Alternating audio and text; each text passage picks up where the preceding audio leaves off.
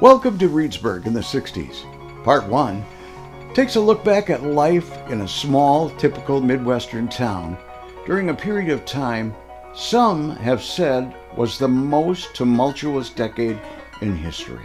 It was the decade of the Great Society, the Cold War, civil rights, the Vietnam War, and the counterculture. Or was it typical?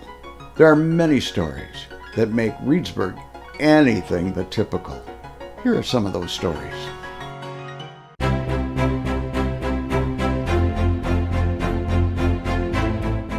When John F. Kennedy decided to run for president in 1960, Wisconsin was the first state he visited during his campaign.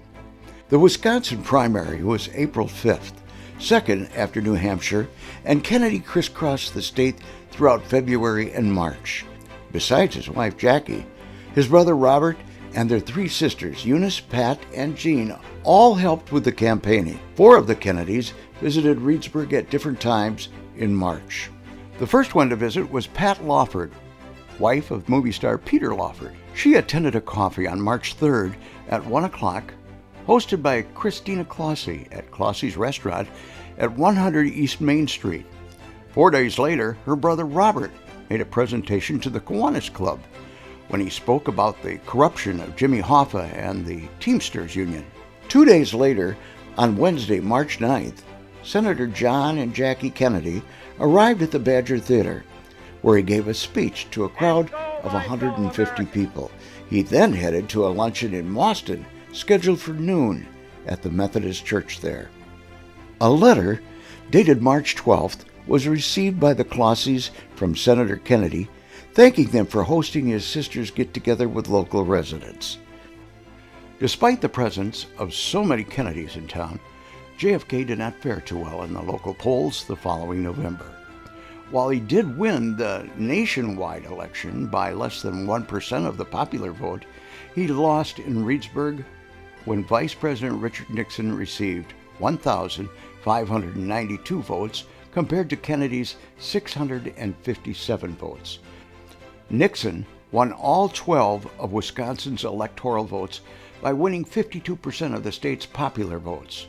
This was the last time a Democrat won the presidency without winning Wisconsin. 3 years later, when the president was assassinated, the nation stayed home to watch services on TV.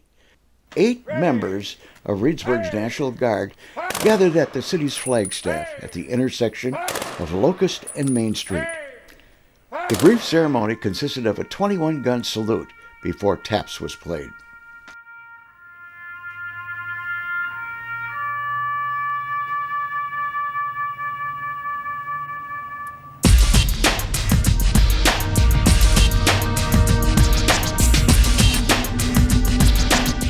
Reedsburg has always had a strong military presence and dedication to duty. The local National Guard unit was utilized 3 times during the 60s. In 1961, the Cold War was heating up when the Soviets began construction of a wall to separate West and East Berlin. A dispute over whether East German or Soviet guards were authorized to patrol the checkpoints and examine travel documents of U.S. diplomats passing through led the United States to station tanks on its side of the checkpoint, pointing towards the East German troops just beyond the wall. Concerns that the U.S. forces would either attempt to take down the wall or force their way through the checkpoints led the Soviet Union to station its own tanks on the East German side. A wrong move during the face-off could have led to war. In response to this face-off, Reedsburg's Troop B, comprising of 5 officers and 118 enlisted men, was called to active duty by the Army on October 15, 1961. The unit went to Fort Lewis in Washington for training and was expected to be away for up to 1 year. Life magazine came to town and took photos for the November 3rd issue, including one of First Lieutenant Ivan Farber and his daughter Pam, which ran on the cover of that issue. The unit returned to Reedsburg in August of 1962. The welcoming home parade was in stark contrast to the departure parade 10 months earlier. The Guard's next call to duty was Milwaukee on July 31st, 1967, in reaction to the race riots that began 2 days earlier. 2 platoons were dispatched to Milwaukee, where they manned roadblocks and went on patrol in the inner core, where most of the rioting had taken place. The unit returned to Reedsburg the following Sunday. On Monday, September 29, 1969, the Guard was called to Madison in response to a civil disturbance caused by welfare recipients who were led in a march on the state capitol by Milwaukee priest James Groppe. Reedsburg's armory, since 1903, located on the southeast corner of Park and Vine Streets, was torn down to make way for a new Kroger grocery store in 1966. A new armory was built the year before at 549 South Dewey Avenue. The nuclear age, combined with the Cold War, brought about the emergency broadcast system in 1963. This is a test. For the next 60 seconds, this station will conduct a test of the emergency broadcast system. This is only a test. 4 buildings in Reedsburg were designated as fallout shelters. The Reedsburg Bank Building on the corner of Main and Walnut, the Post Office on the corner of Walnut and 2nd Street, South School on Plum Street between Locust and Pine Street, and the Municipal Hospital at the corner of Park and 6th Street.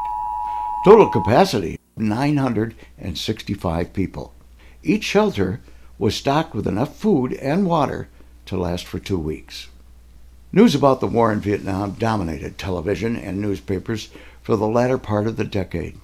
Several local young men did tours in Vietnam beginning as early as 1965, when they were sent there as advisors to the South Vietnamese military.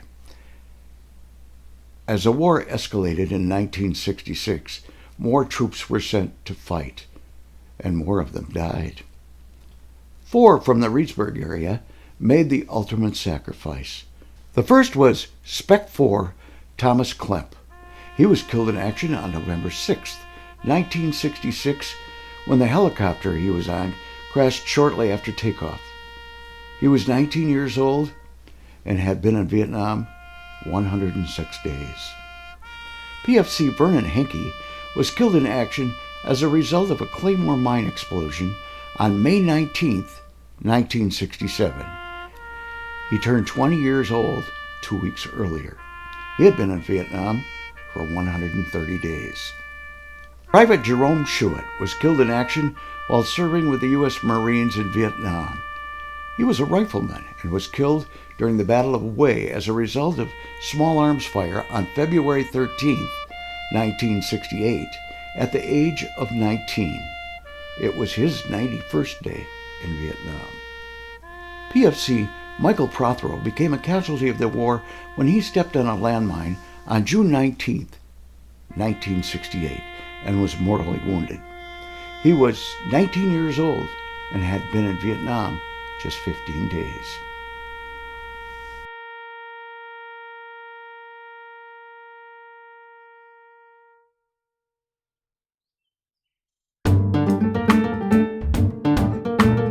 In 1960, the major industries in Reedsburg were Hankscraft, a recognized leader in the baby appliance field, was the largest employer with 300 employees. They were located at 728 Wooster Boulevard. In January 1966, Hankscraft established a subsidiary plant in Mexico City. The move was instigated when they learned a vaporizer that cost $6.95 in America cost $22.95 in Mexico. Reedsburg Knowles was the oldest industry in town, having been established in 1879. They were located at 16 East Main Street, next to the river, and relied on power generated by the dam. 200 employees produced over 1 million yards of wool fabric per year. Grady Foundry at 700 Ash Street had 170 workers producing ductile iron castings. They had customers worldwide. Reedsburg Foods started operations in 1904 under a different name. They canned peas and corn, employing 250 workers during the growing season. Seeds Incorporated began production of industrial seating in 1952 in their facility at 350 North Dewey Avenue. There were 70 employees. National Sportswear was located at 139 East Main, where 75 sewers made shirts, slacks, and other clothing items for a national market. Hill Point Cooperative Dairies, 501 South Pine Street, employed 70 people to make butter and non-fat dry milk at the plant that they bought from Nestle's in 1946. Dolly Madison Dairies began in 1887 making butter. They moved to the South Park building in 1910, where the original plant burned down. By the 60s, they were delivering dairy products to customers in the area. They began production of cottage cheese for the first half of the 60s, but by 1965, they were back to delivery only. The downtown retail sector was vibrant, and all the storefronts were occupied. The incorporation of foam products, which was renamed Celux, was announced on April 4, 1961. Jim Conlon of Reedsburg was named as president, and Edward Sowie of Baraboo was named vice president. Their business was molding expandable polystyrene for the packaging industry. The company was formed primarily to supply packaging for Hank's Craft.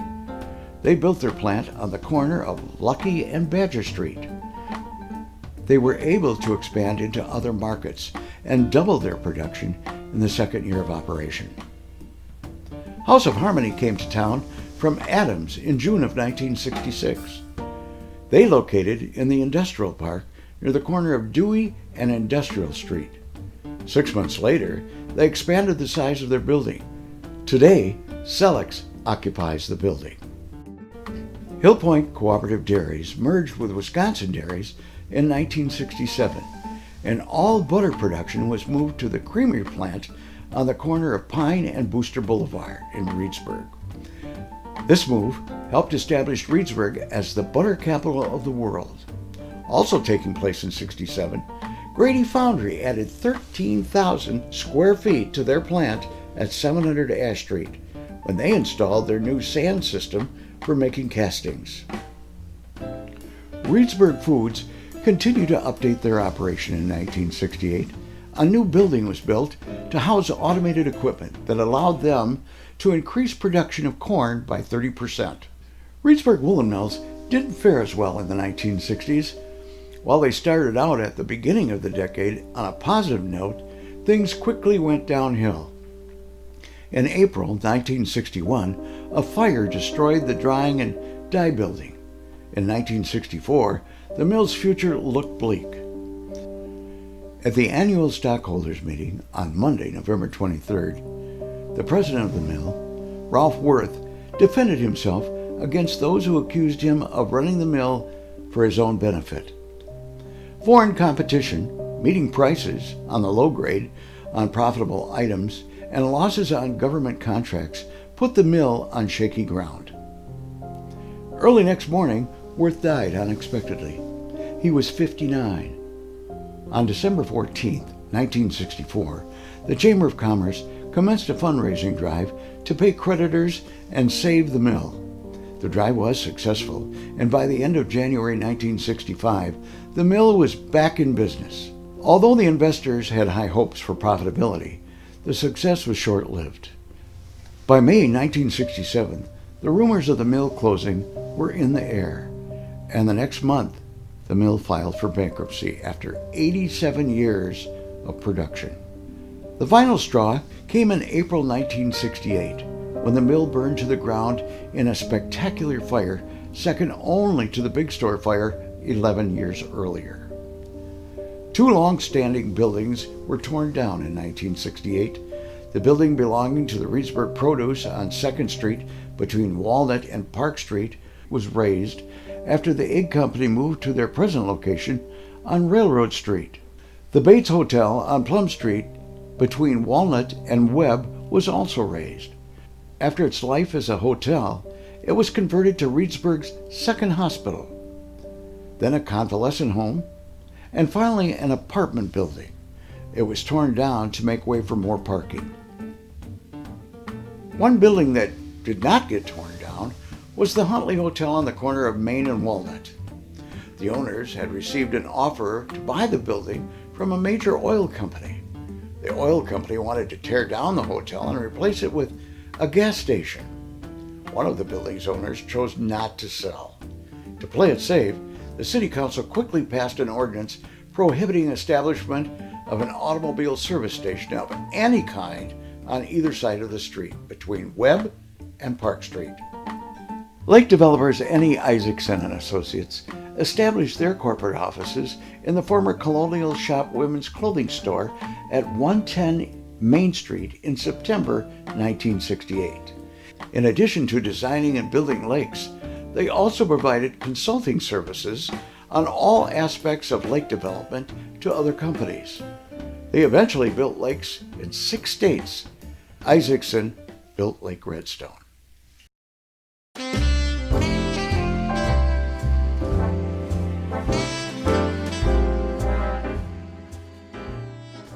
In August of 1963, 4 boys from Reedsburg, 3 7th graders and a sophomore, decided to go on a long hike. Larry Hart and Jerry Jackson left Reedsburg at 8:30 p.m., walking north on Highway K. Their destination? Mauston, 22 miles away. Later that night at 3:30 in the morning, Steve Blakesley and Pat Walsh started out for Laval. Before turning north on Highway 58 towards Mauston, Hart and Jackson returned from Mauston along Highway 58 to Laval and then back home, while Blakesley and Walsh returned home on Highway K. 57 years later, Steve Blakesley recounts that adventure. Me and my best friend Pat Walsh heard that the President of the United States had issued a proclamation that anybody who was physically fit could walk 50 miles. We decided that that would be a good thing to try and attempt. We were going to attempt to walk from Reedsburg to Laval to Mauston and come back to Reedsburg on K. We started out with backpacks and canteens, but we found after we got to Laval, we got rid of the backpacks because that was not going to work. Some friends of ours that heard about what we were doing said, well, we'll do it too. We'll start and go the other way and we'll meet you halfway in Mauston. We figured that the walk would take us 15 to 16 hours. Well, back then we were adventurous and we did a lot of things like this, and our parents didn't really think anything of it. Many days we would go out into the country 5, 6, 7, 8 miles and walk back to Reedsburg. We were young and adventurous, and our parents, it was no big deal. We just said, well, you know, we're going to walk 50 miles and get an award from the President of the United States, and they're like, okay. We never sent in for it, so we didn't get anything, but we made the paper, and we thought that was a big deal, and basically it was just something that we wanted to do. We probably won't be doing it again. Scandal within a scandal. The big news at the beginning of the decade was a visit by 4 members of the Kennedy family during the 1960 election campaign. The big news at the end of the decade is about illegal gambling, pornography, and accusations of a cover-up. The first scandal revolved around a March of Dimes fundraiser that took place January 27, 1969. The event was held in Rock Springs at Benke's Supper Club. It was a well-publicized event. Over 500 area men bought tickets in order to attend the festivities, making it one of the most successful fundraisers to date. The organizers raised $2,500 on ticket sales alone and hoped to raise even more at the end of the party. Green Bay linebacker Ray Nitschke was there to auction off 2 Packer autographed footballs. Madison TV and radio personality John Schermerhorn was the master of ceremonies. There were also card tables, a dice table, go-go dancers from Madison, and a stag film. Because of these items, the state vice squad raided the club and confiscated the dice tables and stag film but made no arrests. The event organizer, Mel Wilcox, expressed astonishment over the raid. He said he didn't think the charity was doing anything wrong. He said all the proceeds from the dice and poker games would have been given to charity also. The following week, charges were filed against the club owner, Ron Flock. He was charged with allowing real estate under his control to be used for gambling and for possession of lewd and obscene films. The owner of the dice tables was charged with operating a gambling place and placing a bet. At a hearing in March, Flock pled guilty and was fined $250, an amount that was reduced to $100 on the recommendation of the prosecutor. All other charges were dropped. As far as Sauk County was concerned, that was the end of it.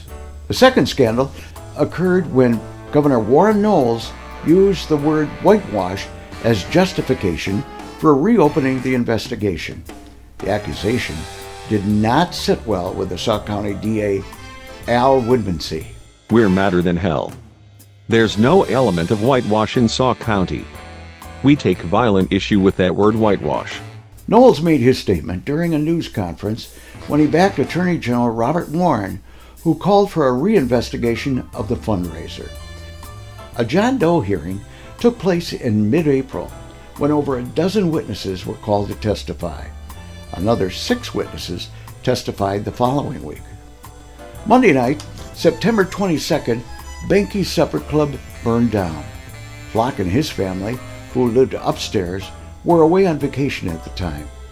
After several months of a John Doe investigation, 6 men out of 500 participants were charged with placing illegal bets.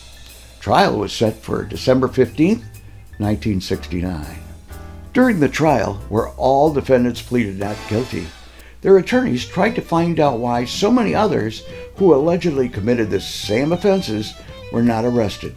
The prosecutor objected on the grounds that it had no bearing on the charges facing the defendants. It turned out to be a moot point. Judge Pfeiffer freed all the defendants when he tossed out their cases because his office failed to comply with necessary requirements of identification. 2 weeks later, the decade ended.